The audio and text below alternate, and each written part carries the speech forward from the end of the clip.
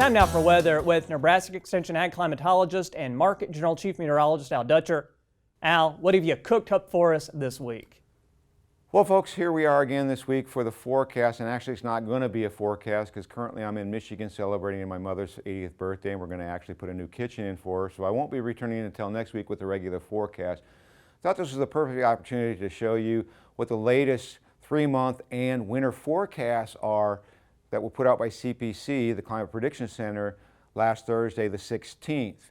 Why this is important is because we do know that there is going to be likely a weak La Nina or La Nina-like conditions developing in the equatorial Pacific over the next couple months.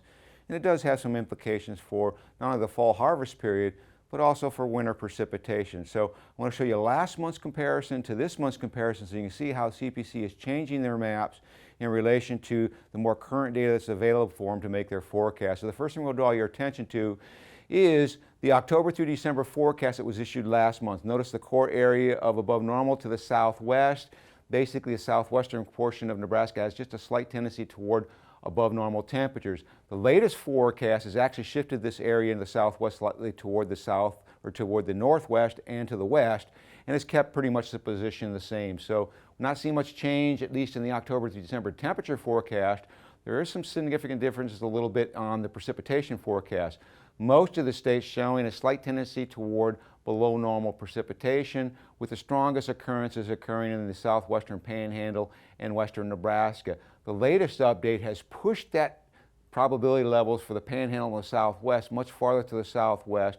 They have increased slightly to the east and to the north, the slight tendency for below normal precipitation, and they've also increased significantly the likelihood of above normal precipitation in the Pacific Northwest, which is the breeding grounds for the storm systems that will move across the western United States. So this to me is a little bit better sign that we may see a little bit more active weather, particularly as we get into the latter half of the fall period.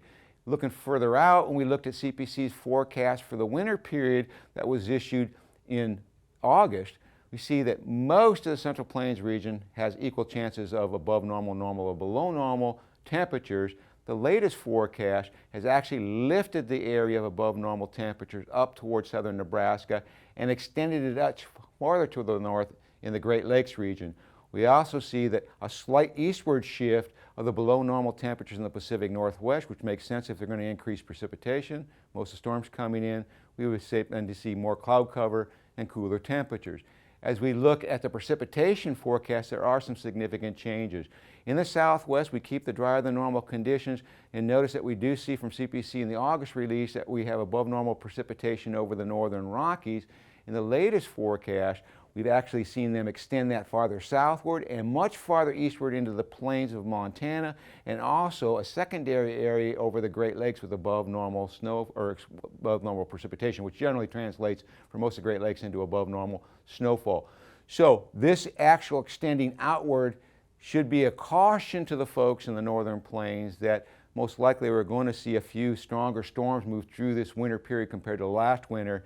And that's the major difference between the La Nina this year and last year is it's a very weak event, so we're likely to see much more of these storm systems moving into the region. On a very final note, we are starting to see some stratospheric cooling much earlier than we normally see in the Arctic Circle region, and there is some thought that that will lead to a few of these polar vortexes coming into North America and Europe, so maybe a much more regular winter pattern in terms of temperatures, bringing that cold air into our region at a more frequent basis than we experienced last winter.